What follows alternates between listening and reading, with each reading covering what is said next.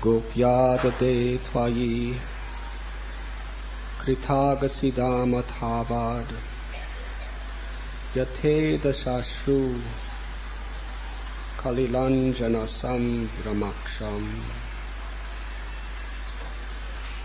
Bhaktram Niniya Bhayabhavanaya Sthitasya Samam Vimohayati Bhir Abhiyad Vibeti. My dear Krishna,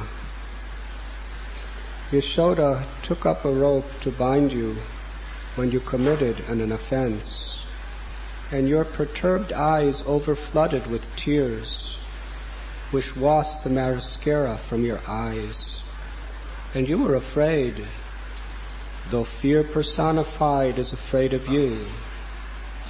This sight is bewildering me. Purport by His Divine Grace, A.C. Bhaktivedanta Swami Prabhupada. Here is another explanation of the bewilderment created by the pastimes of the Supreme Lord. The Supreme Lord is the Supreme in all circumstances, as already explained.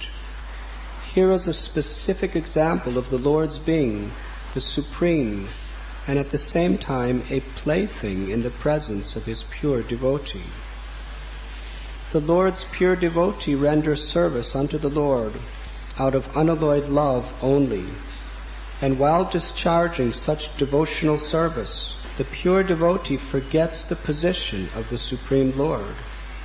The Supreme Lord also accepts the loving service of His devotees more relishably when the service is rendered spontaneously out of pure affection, without anything of reverential admiration.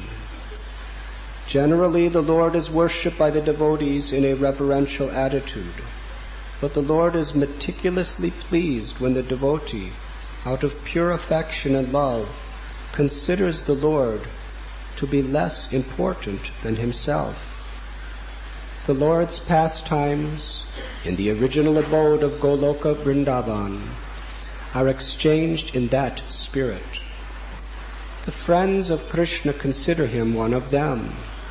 They do not consider him to be of reverential importance. The parents of the Lord, who are all pure devotees, consider him a child only. The Lord accepts the chastisements of the parents more cheerfully than the prayers of the Vedic hymns.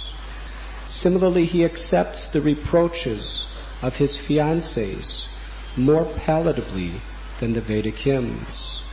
When Lord Krishna was present in this material world to manifest His eternal pastimes of the transcendental realm of Goloka Vrindavan as an attraction for people in general, He displayed a unique picture of subordination before His foster mother, Yashoda.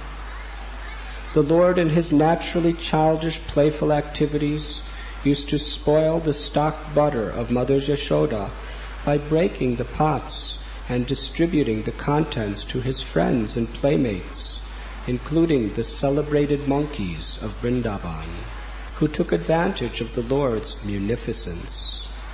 Mother Yashoda saw this, and out of her pure love she wanted to make a show of punishment for her transcendental child.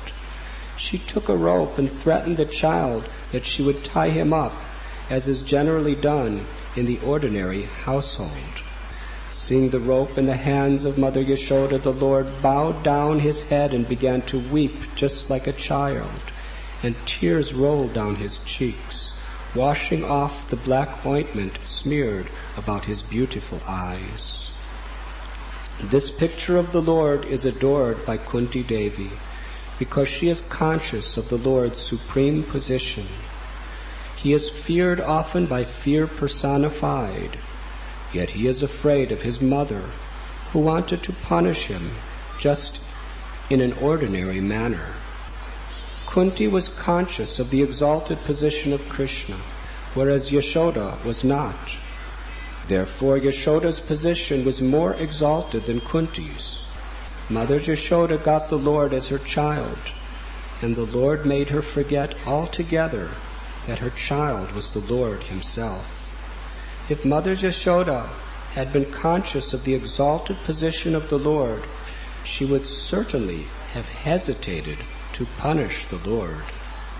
But she was made to forget this situation because the Lord wanted to make a complete gesture of childishness before the affection Yashoda. This exchange of love between the mother and the son was performed in a natural way, and Kunti, remembering the scene, was bewildered, and she could do nothing but praise the transcendental filial love. Indirectly, Mother Yashoda is praised for her unique position of love, for she could control even the all-powerful Lord as her beloved child. My dear Krishna, Yashoda took up a rope to bind you when you committed an offense, and your perturbed eyes overflooded with tears, which washed the mascara from your eyes, and you were afraid, though fear personified is afraid of you. This sight is bewildering me. Hare Krishna. I would like to welcome everyone to Sri Sri Radha Gopinath's temple and to our Sunday festival, where many devotees and guests come together for the pleasure of the Supreme Personality of Godhead. Pleasing Lord Krishna is likened to watering the root of a tree. When the root of the tree is satisfied, all parts naturally attain their fulfillment. So we are all part and parcel of Krishna.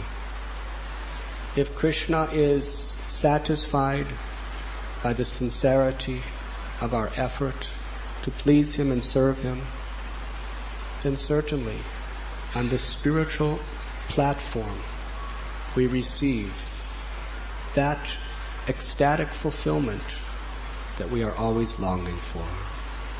Anandam buddhivardhanam pratipadam punamritashvadanam. Shri Gauranga Mahaprabhu taught us that by hearing and chanting the glories of the Lord, all of our innermost desires will be perfectly fulfilled. And there is no other means. Harinama, Harinama, Harinameva Kevalam, Kalo Nasteva, Nasteva, Nasteva, Katir Anyata. Today, Queen Kunti is praising the glories of bhakti, devotional service to the Lord. Krishna tells us in Gita, Bhaktya mam abhijanati yavan yashchasti tatmata tato mam tatvato gyatva vishate tararantaram. One who is engaged in unalloyed devotional service to the Supreme Personality of Godhead, always remembering Him, never forgetting Him, can easily be promoted to the kingdom of God. Man manabhava madbhakto madhyashim nam namaskuru mam evaishashi satyante pratijani priyoshi. By always remembering Krishna, becoming His devotee, worshipping Him and offering homage unto Him, we will come to Him without fail. Krishna only reveals Himself to those who have no other desire but to serve Him and to please Him. That is a true bhakta. Sometimes Vaishnava is defined as anyone who has faith that Krishna is God and that I am His servant. And with that faith, anyone who chants His holy name, that is Vaishnava. But other times, Vaishnava is explained in a higher, more true sense. That a Vaishnava is one who has absolutely no desires for any selfish purposes to be fulfilled, but exclusively lives for the pleasure of Krishna. The ends are the means. By trying to purify our hearts by service of Krishna, And by keeping the ultimate goal always in mind, we can achieve the ultimate perfection. And what is that goal? Chaitanya Mahaprabhu prayed, Na danam na janam na sundarim kavitam vajagatisha kamaye mama janamani janmanishwari bhavatad bhakti rohita kitvai. I do not want any quantities of wealth, nor do I want beautiful wife, nor do I want followers, prestige. I don't even want liberation, nor even elevation to Vaikuntha. I want to serve you unconditionally, my Lord, birth after birth after birth. This should be our prayer, and this should be our aspiration. And we should let nothing come between us and that aspiration for unconditional, unmotivated, undivided devotion in the service of Lord Krishna. Why is bhakti celebrated as the topmost of all processes of self-realization? Because Krishna is Bhaktavatsal. He is conquered by the love of his devotee. In the Antya Lila, 18th chapter, 18th verse of Sri Chaitanya Charitamrita, Krishnadas Kaviraj Goswami says that prema, or pure devotional service, makes Krishna dance, and also makes the devotee who has pure devotional service dance. And then that prema itself starts dancing. Thus all three, bhakti, the bhakta, and the object of our bhakti, Krishna, are all dancing together in one place. How Krishna is conquered by love is being remembered in this particular verse by Mother Yashoda. When a devotee conquers Krishna, he actually binds Krishna to always remain manifest within his or her heart. Therefore Krishna says in Gita, one who sees me everywhere and everything in me, for him I am never lost, nor is he ever lost to me. When one controls Krishna by keeping him within our heart by humble, submissive service, then one sees Krishna only within and without. Even this material ingredients of the world, a devotee sees as Krishna's energy, meant for Krishna's service. Therefore, such a devotee cannot look anywhere without seeing, how could I best serve Krishna? As Bhaktisiddhanta Saraswati Thakur said, don't try to see Krishna. Try to serve Krishna in such a way that he wants to see you. But the great mystery of bhakti is when we don't want to see Krishna, but we want to serve Krishna, then we always see Krishna. He manifests himself. He's bound. He's conquered by the love of his devotee. Kunti Devi is in great bewilderment that Krishna is feared by even fear personified. In the Bhagavad Gita, which is a section of Sri Mahabharata, we find Krishna manifesting his Virat Rupa to Arjuna. What an incredible form that was. Krishna's form of time.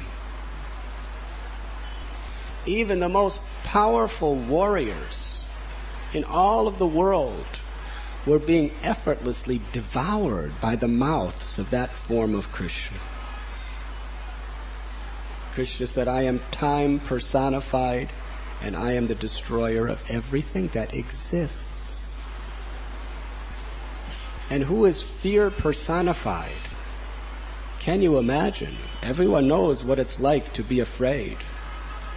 We all have many experiences in our life where there is great, great fear. Sometimes fear literally immobilizes a person from being able to act, to be able to think, to even be able to speak. And that's just one little glimpse of a trace of a particle of fear personified.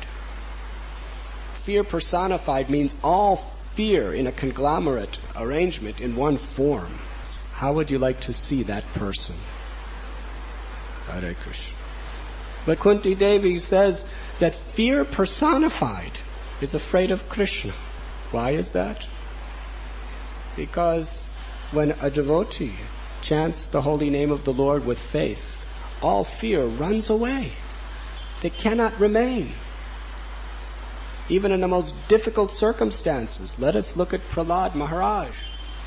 He was put in pit of serpents. He was standing before Hiranyakashipu with sword in hand, trying to kill him. He was thrown in oceans. He was fed poison. All of these are fearful situations. But because he was remembering Krishna, there was no fear at all. Prahlad Maharaj's simple, childlike innocence of Krishna, you are my protector. I have nothing to fear. Just by that remembrance of Krishna, all fear dissipated. Krishna Surya Sam Maya Haya Andhakar Yahan Krishna Taha Nahi Maya Adhikar. Maya, which is very, very much personified by Bhaya or fear, is like darkness. And when the sun rises, then there can be no darkness. Krishna is that sun. When we remember Krishna and he rises and makes his appearance within our heart, all fear, all illusion is dispelled. But yet, Krishna, in his form of Bal Gopal, is so fearful of Mother Yashoda, literally weeping and trembling. This story is very dear for the Vaishnavas to hear, because it reveals the supreme glory of devotional service and the supreme glory of those great devotees who capture Krishna by their love.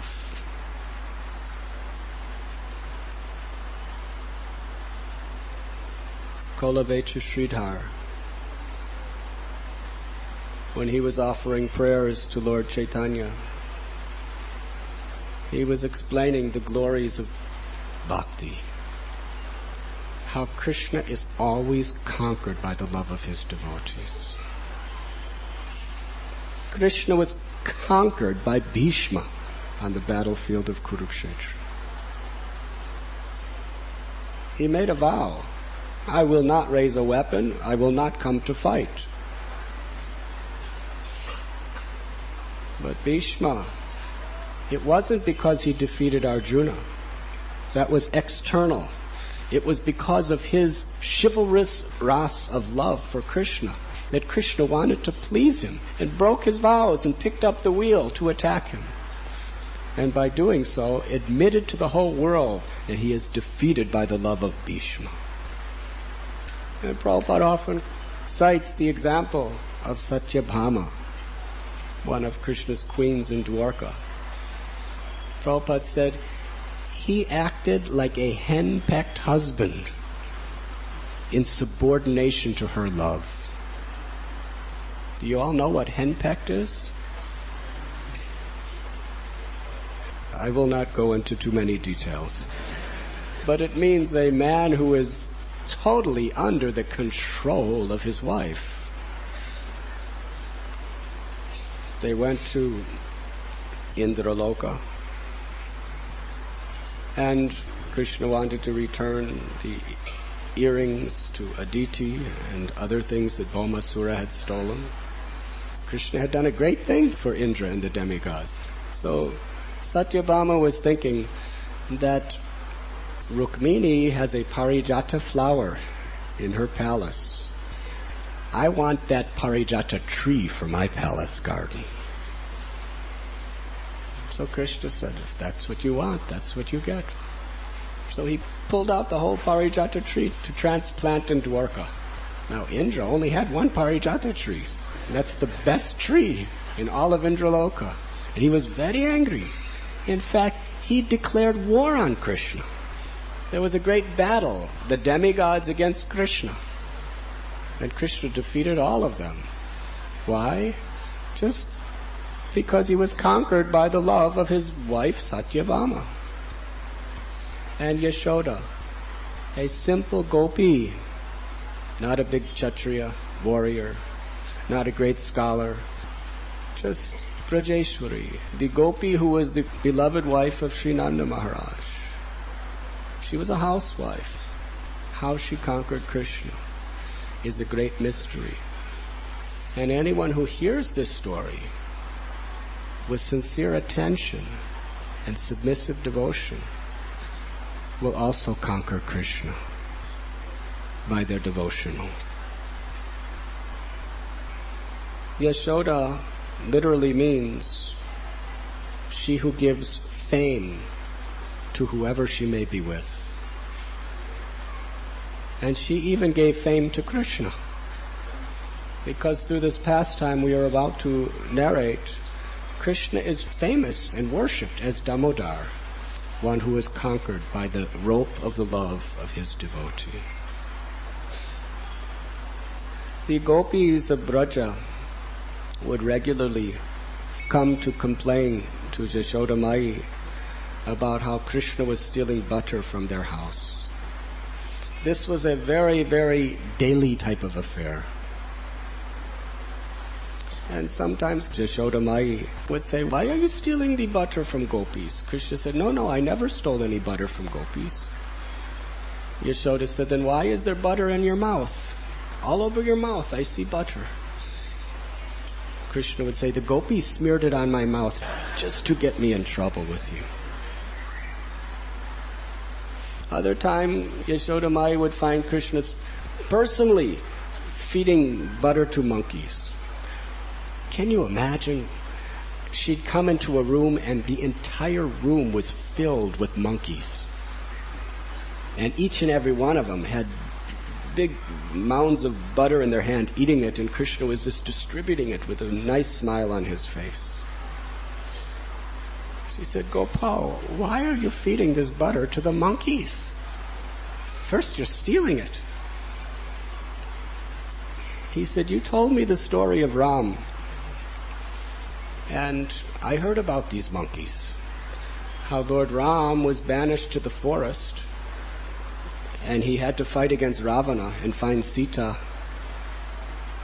And at that time, all these monkeys were helping him. And Ram in the forest, he had no food to give them. No proper food at all. And thus they had to perform such intense sacrifices. They had to fight. They had to work so hard with those big, big mountains and rocks, building that bridge across the ocean. And they were suffering because Ram didn't even give them any food. So therefore, these monkeys, because they have done such good service to Lord Ram, and we have so much butter in our house, they're coming to me, hungry, with open hands, begging for butter. How can I refuse them, Mataji?"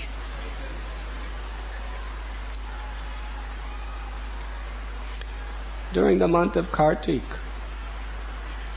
it was the day of Deepavali.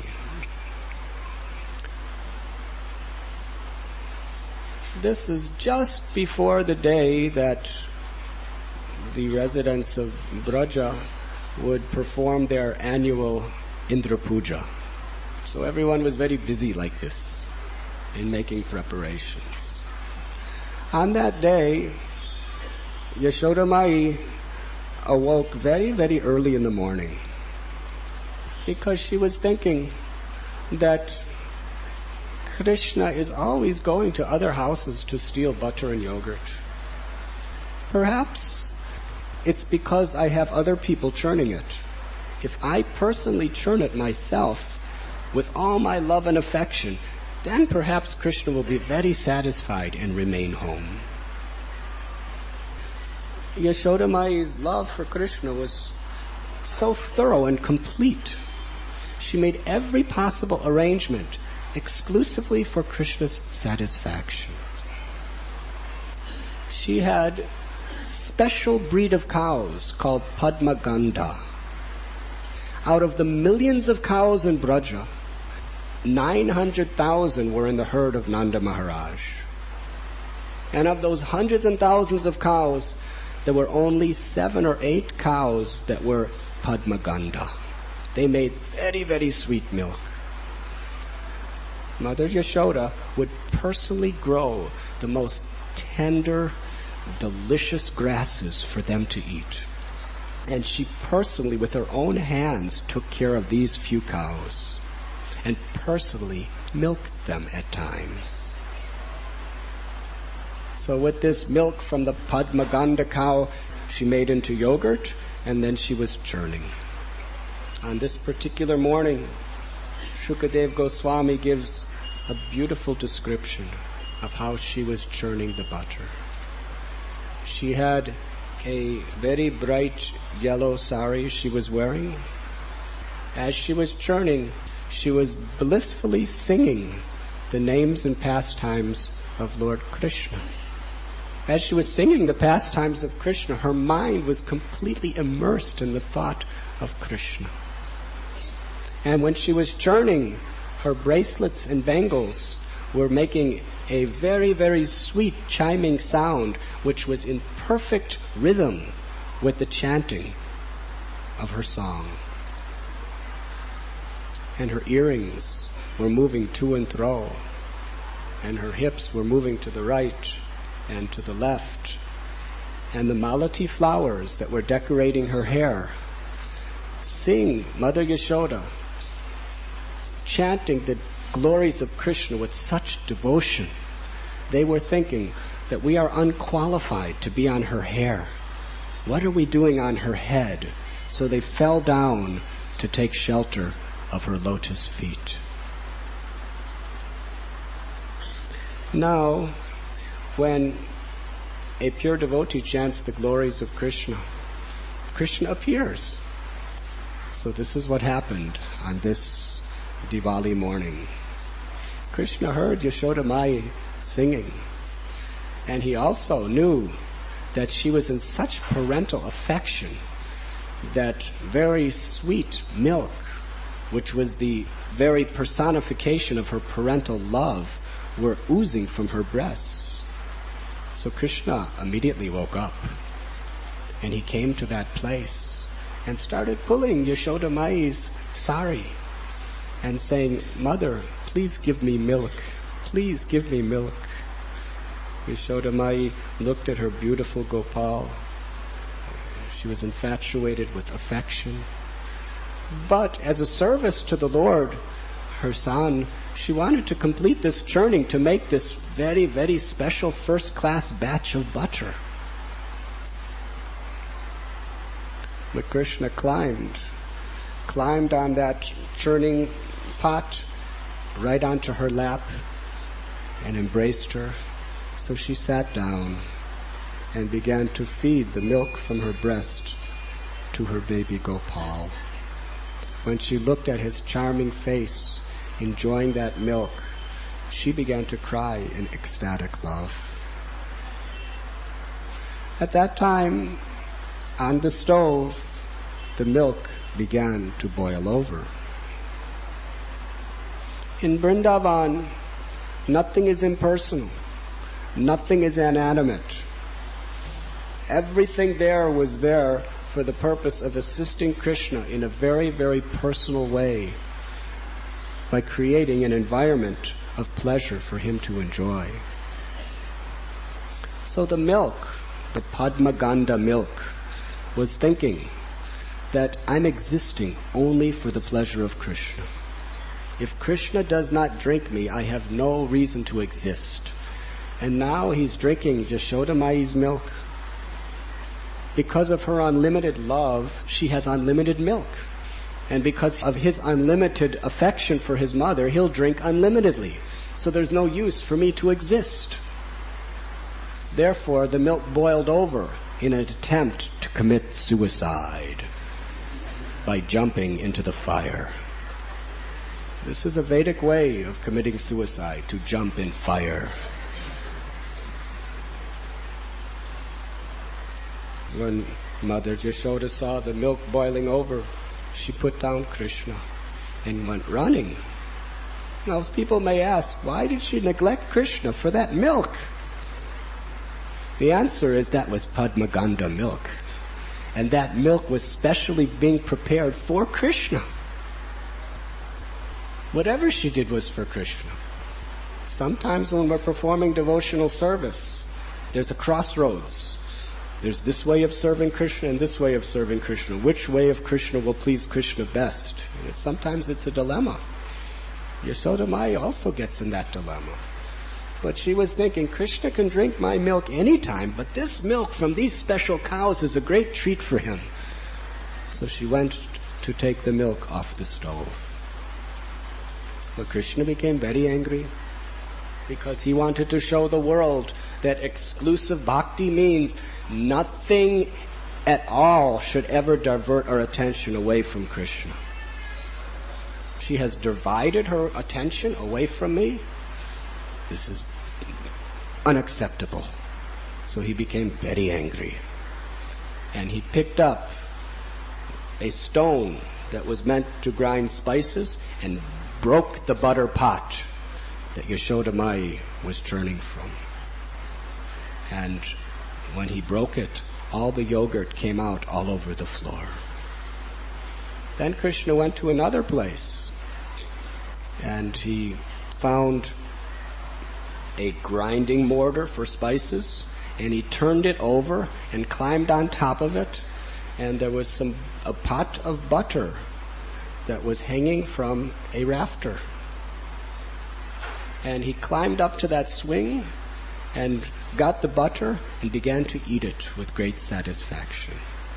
Then he called the monkeys of Braja, and the Braja monkeys came running there. Prabhupada calls them the celebrated, famous monkeys of Vrindavan. And he was feeding them the butter. At that time, Yashoda Mai, she came back to the place to serve her beloved child, and she saw he was gone. But not only was he gone, but the house was a total mess. The yogurt pot was broken. There was yogurt all over the floor. She understood this is the work of Gopal. That I must teach him a good lesson because I'm his mother. Therefore, he must be punished for this naughty behavior. So she picked up a stick, and then she looked to see the little footprints of Krishna. Because he was stepping in the spilled yogurt, there were yogurt footprints on the floor. And she followed those yogurt footprints from one room to another, and there she saw, from a small distance away, there was Gopal on the grinding mortar, feeding monkeys her butter. Very quietly, she tried to creep up behind him. But as she was coming, the monkeys saw her, and they were very afraid. They saw Yashoda Mai is in an angry mood. So all the monkeys started jumping out the windows and running out the doors. And when Krishna saw this, he was looking in both directions. His eyes were looking very fearful as he was looking. Is anyone coming? And when he saw his mother, he became very, very fearful. He looked at her again and again and again in great wonder. He was afraid. He began to run away. Shri Krishna Bhagavan ki jai. Yashoda Mai ran after him, and he ran, but he was running in a very, very crooked way, like a snake, so that he would be very hard to find. And Yashoda Mai was having great difficulty trying to catch him. And the flowers from her hair started falling down to the ground. Now, some commentators say that the reason the flowers fell down is because they know that Yashoda Mai was going to bind up Krishna. And they did not want to be a part of the conspiracy. Because if they're on her body, then they're responsible also for this punishment of Krishna. So, in retaliation for this mood, all the flowers jumped off to the floor. And other commentators, they explained that the flowers actually wanted to help Mother Yashoda. So they were thinking that us being on her hair is creating a heavier weight on her body. And if we jump off, then she'll be lighter and easier to catch Krishna. So Yashoda Mai ran, and Krishna ran, and they both ran and ran.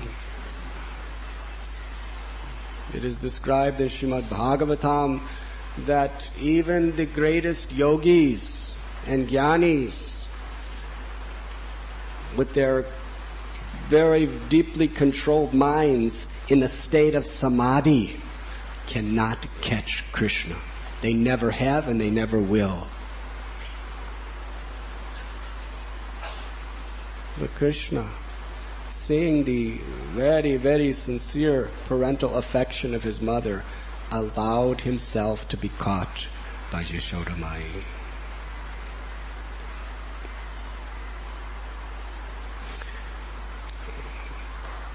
Krishna was very much afraid. He was crying. And as he was crying, the black mascara decorating his eyes was flowing all over the various limbs of his body. Previously, when Krishna would become angry at Yashoda, he would bite his lips in anger. And some of our acharyas explained that Krishna wanted to teach us that how to control anger. Because anger is the mode of passion. And Krishna's red lips, when he would bite them, his white teeth would come over them to signify that by the mode of goodness one can control the mode of passion.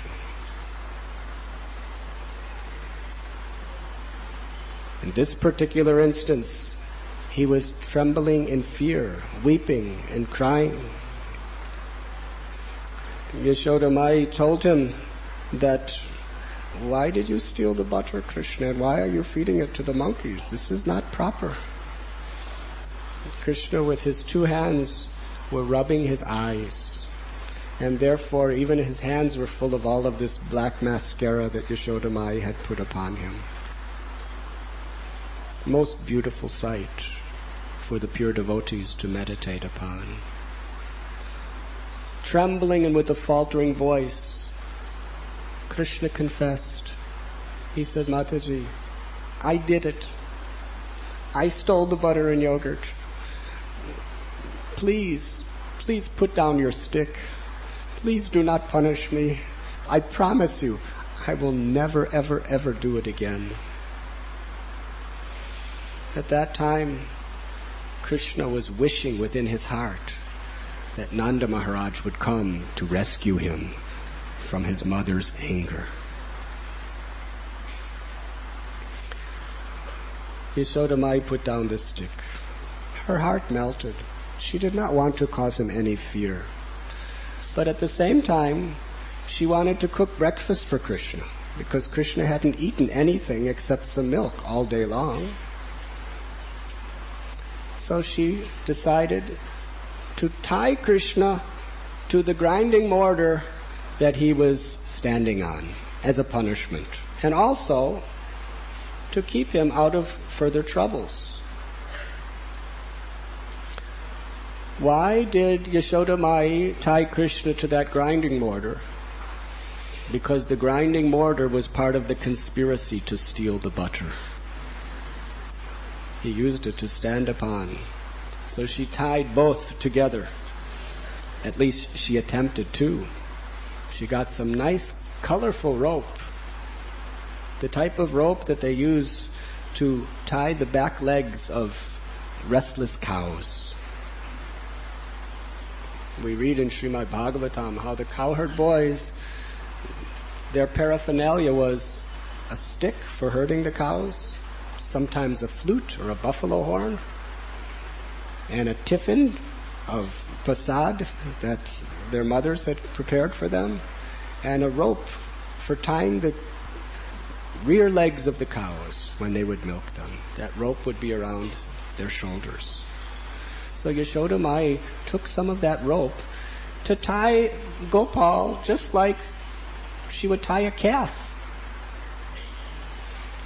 She tied it around the mortar and then around Krishna's body, but she found that rope to be 2 fingers too short. She collected more rope and tied it to the original rope. When she went to tie it around Krishna's waist, again it was 2 fingers too short. She got more rope and more rope and more rope. And when the gopis heard about this great pastime that was taking place, so many of them came into Yashoda Mai's home, and they all brought all the rope from their houses. So many varieties of colors of beautiful ropes, giving more and more to Yashoda. She was tying. No matter how much she tied, it was 2 fingers too short to go around Krishna's waist. This was a great wonder, because Krishna's waist didn't even grow 1 millimeter. And the ropes were growing by yards and yards, and it was probably kilometers of rope. And yet it did not go around Krishna's waist, 2 inches too short. How is this possible? Because in order to tie Krishna, the rope has to be on the outside and Krishna's waist has to be on the inside. But we learn, according to the Shastra, that Krishna is the source of everything, and nothing is inside of him and nothing is outside of him. So how can he be bound? Nothing is inside of Krishna, nothing is outside. Krishna is beyond time and space. Krishna is beyond past, present, and future.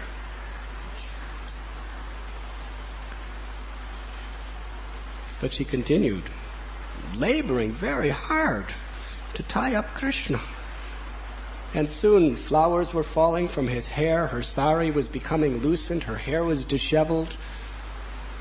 And all the gopis around, seeing this inconceivable pastime of the Lord, were just singing his glories and laughing. And Yashoda Mai herself, all she could do was just smile and laugh at what was happening. And Krishna just stood there, fearful, like an innocent, naughty child. Please do not tie me up. Please do not tie me up. She began to perspire. Her perspire was like beads of pure pearls decorating her forehead. And when Krishna saw his mother was becoming very, very tired in the act of trying to bind him, the supreme absolute truth, the source of everything that exists, the creator, maintainer, and annihilators of all creation, the majestic Lord of Vaikuntha, in his original form as Bal Gopal, allowed himself to be defeated by his mother. She bound him and tied him to the grinding mortar. Shri Bhagavan Krishna ki jai.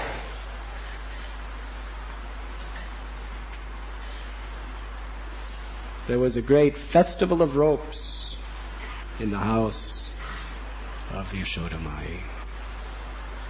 Shukadev Goswami declares that the fortune of Mother Yashoda was unattainable by even Lord Shiva or even by Lakshmi Devi, the goddess of fortune.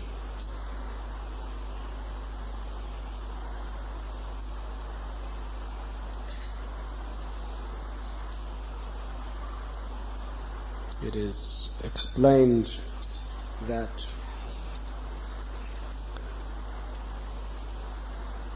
after she bound Krishna to the grinding mortar, she went to perform her duties for Krishna. Everything she did was simply for Krishna. And Krishna was thinking, now I will perform such a mischievous activity because I don't like this being bound up by grinding mortar. So he began to crawl. As he crawled, this big, heavy, wooden grinding mortar was dragged behind him. There he saw the twin Arjuna trees. For those of you who know about Arjuna trees, they're very big, strong trees. When we were at our Brajmandala Parikrama, Dinabandhu Prabhu, who is a great authority of this narration, he told us about when he was in Mauritius, there was a cyclone, and practically every tree in areas of the island were just uprooted, but not a single Arjuna tree was disturbed, because their roots are above the ground and way, way deep down inside of the ground as well. They are considered to be unuprootable trees, formidable trees. And these two particular Arjuna trees, they were so wide and so high that they towered into the sky. When Krishna saw the trees, he understood who they really were. Narada Muni was one time around the area of Mount Kailash, where there were many very nice tourist spots for the demigods, places where they would go for pleasurable holidays. And the two sons of Kuvera, Nala Kuvera and Manigriva, they were at that time intoxicated.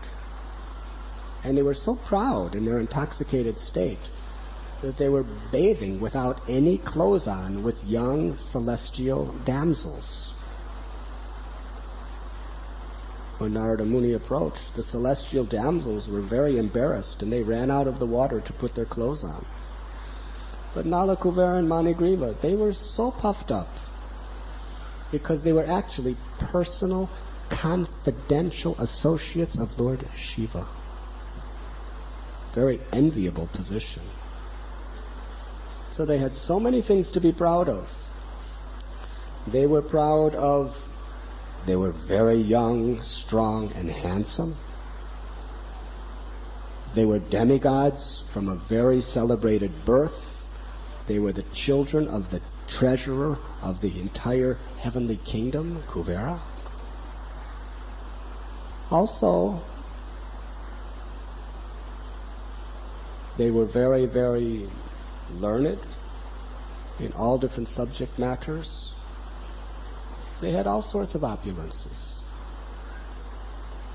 So they were thinking, why should we care what this Narada Muni thinks of us? We are in and of ourselves. So Narada Muni saw that they were infatuated by false pride. So he knew exactly what medicine would be most appropriate to cure them from that disease. And he cursed them to become trees. You like to stand naked before me? All right, stand naked for 100 celestial years in the form of trees.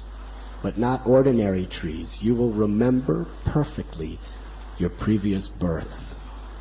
And you'll be standing there, just not able to move. What is it like to be a tree? You just stand there. When the winter winds come, there's nothing you could do except tolerate it. When the summer burning, scorching heat of the sun You just stand there. So after 100 years of standing there, suffering like anything, then Krishna took his birth. And then they got to actually see the beautiful childhood pastimes of Krishna. Narada Muni placed them in Nanda Maharaj's courtyard vicinity. So Krishna, knowing that Narada Muni, his devotee, wanted to show mercy upon them, felt obliged, because the Lord is conquered by his devotees' love. Because Narada Muni wanted to show mercy to them, Krishna was obliged to give them his mercy. And that, in fact, is our only qualification. We're all like Nalakuberas and Manigrivas. We have so much pride. We have engaged in so many materialistic activities. Who are we to approach Krishna? But somehow or other, if a great personality like Srila Prabhupada, if he somehow is pleased with us and prays for us and bestows his mercy upon us, then certainly Krishna will make every arrangement to deliver us. That is our hope. Once Prabhupada was asked, what is our qualification to have this Krishna consciousness? The highest siddhanta of all religions. Srila Prabhupada was honest. He said, you have no qualifications. I have made your qualifications. If we just accept his mercy, that is our qualification. And to the degree we accept that mercy by following his teachings, to that degree we are qualified.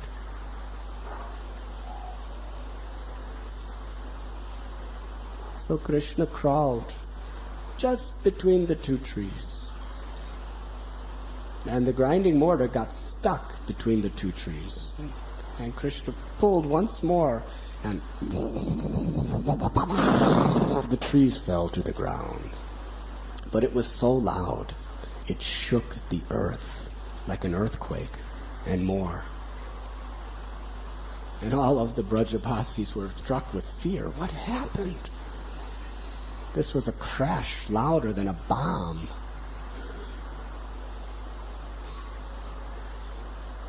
First the Sakas came, Krishna's friends. They came and saw Krishna like that. Actually, when Krishna was being bound by Yashoda Mai, they were trying to think of some methods to rescue him. But they were not able to do so. So they tried to untie him, but the knot of Yashoda was so fixed that they could not. Then Nanda Maharaj came with the Gopas and sing these immense, gigantic trees uprooted and fallen.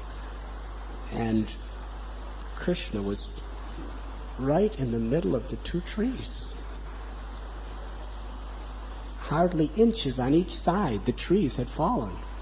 And yet there wasn't a single scratch on his beautiful lotus-eyed body, which was as soft as the leaves of a Tamil tree.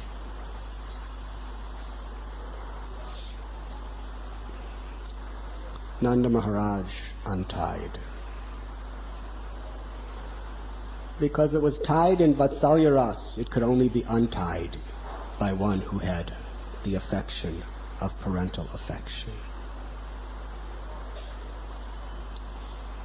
Nanda Maharaj took Krishna in his arms.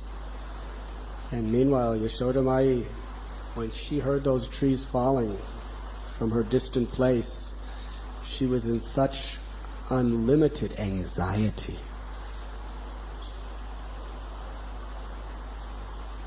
Rohini and Yashoda were always fearing for Krishna and Balaram. They were thinking maybe the monkeys will scratch them, maybe the cats will bite them, maybe the dogs will bite them, maybe some pebble on the ground will scratch them, maybe a thorn in the ground will prick them. Can you imagine the anxiety she was in when she heard the tumultuous sound of the trees falling and the earth shaking? She came running. And Krishna told Nanda Maharaj, I don't want to be with Yashoda. I don't want to be with Mataji. Nanda Maharaj was thinking, why has she tied him up like this? When Yashoda Mai came, Krishna would not look at her. She was so totally devastated that Gopal would not look upon her. He was displeased with her. That all she could do is go to a secluded place and weep. At that time, Rohini Devi came and told Krishna that your mother is weeping in separation from you. So to please his mother, he jumped out of the arms of Nanda Maharaj and came running. Mataji, Mataji, please, I want your milk. And Yashoda Mai heard Krishna's voice, and it was like she was revived from a state of being dead. And she came running. And Krishna said, Mata, Mata, please, where are you? And she lifted him up and fed him the milk from her breast. Yashoda Mai asked him, Gopal, why did you ignore me like that and make me cry? And Gopal replied, because you made me cry. But this crying is the exchange of ecstatic love. In fact, Srila Prabhupada quotes Vishwanath Chakravarti Thakur that the tears of love for Krishna, the tears of feelings of separation from Krishna, those tears wash away all of our anarthas or material attachments. Those tears water the plant of bhakti and make it grow to its mature state of love of God. The tears of separation for Krishna. But those tears are not simply from the eyes. They must be from the heart. Prabhupada explains also that tears that are artificially shed by the eyes but do not come from the heart, those tears wash away all the conclusions of the Vedas. Because Krishna is Paramatma. He knows our heart.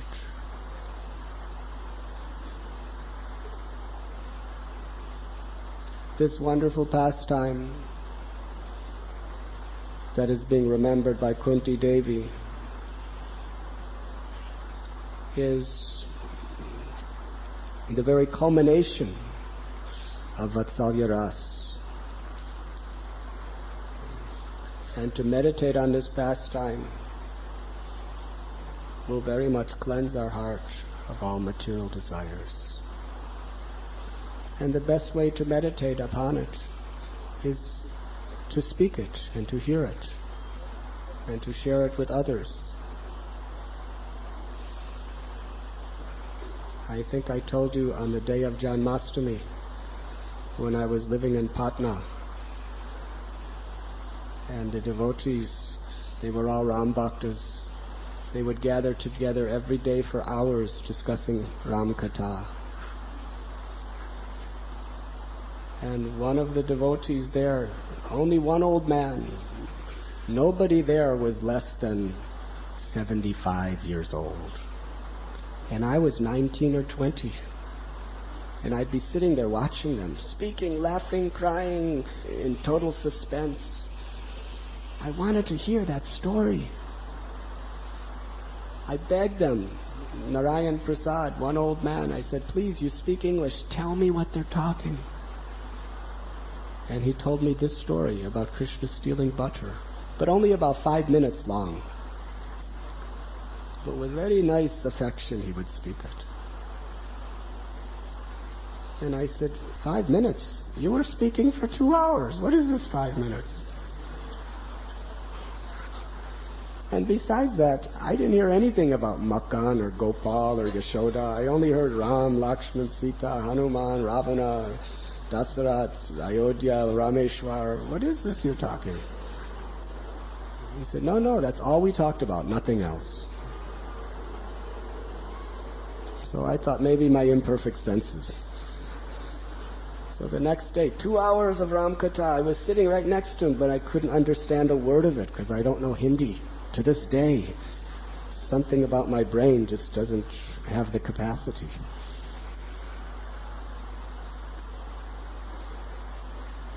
At the end of the talk, we sat on the banks of the river Ganges. Please, tell me what you spoke. He told me the story of Krishna stealing butter from Yashoda. I had tears in my eyes, and I was biting my lip in anger. What are you talking? I was listening carefully. I didn't hear the word Krishna or anything. You were talking Ram Leela. You're all Ram Bhaktas. You're sitting in front of the deities of Sita, Ram, and Lakshman, and Hanuman. Tell me, what is this katha? I want to hear about your devotion. He said, no, that's all we talked about today, nothing else. After 3 days of this, I was very much upset. I almost was about to jump in the Ganges. So he told me that the Guru, Ram Sevak Swami, he told me this story. He said that the first day you came here, that night, Ram appeared to him in a dream and told him, this boy is a devotee of Krishna. Do not tell him anything else than stories about Krishna. And someday he will live in Vrindavan. So he told me the only story he knew about Krishna is stealing butter because he was a Ram Bhakta.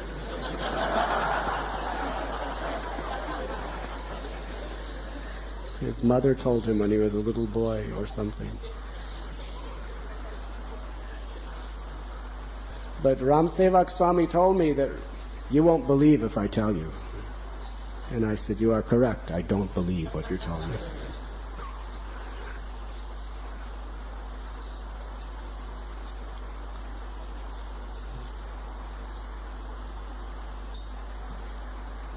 Queen Kunti is explained here to be Krishna's aunt, who understands the majestic, supreme quality of Krishna as the personality of Godhead. Although still she loved him as an auntie for a nephew. But Yasoda Mai was on a higher platform because her love was so intensified that she could not consider that he is the Lord. There was not a tinge of reverence in Mother Yashoda's love for Krishna. It was pure and intimate. And amongst Gaudiya Vaishnavas, purity means without even that sense of knowing that Krishna is God. Of course, we cannot imitate that. We have to start from the first canto of Srimad Bhagavatam, first verse, which describes Krishna's unlimited, infinite nature. We have to understand the universal form of Krishna. We have to understand how Krishna has killed so many demons in so many different incarnations as Varahadev, Nrsingadev, how he sailed in the ocean of dissolution as Matsyavatar. By knowing all these things, we understand the greatness of God. And when our heart becomes more and more purified, we come to the 10th canto. And then gradually, by the mercy of those great Vaishnavas who are following in the footsteps of the Brijabasis, our love becomes so pure that the Aishwarya Bhav, the feelings of reverence for Krishna, are eclipsed by the feelings of madhurya, or sweetness of love for Krishna. So that is what Sri Chaitanya Mahaprabhu has come to give the world through the congregational chanting of the holy name. Hare Krishna, Krishna, Krishna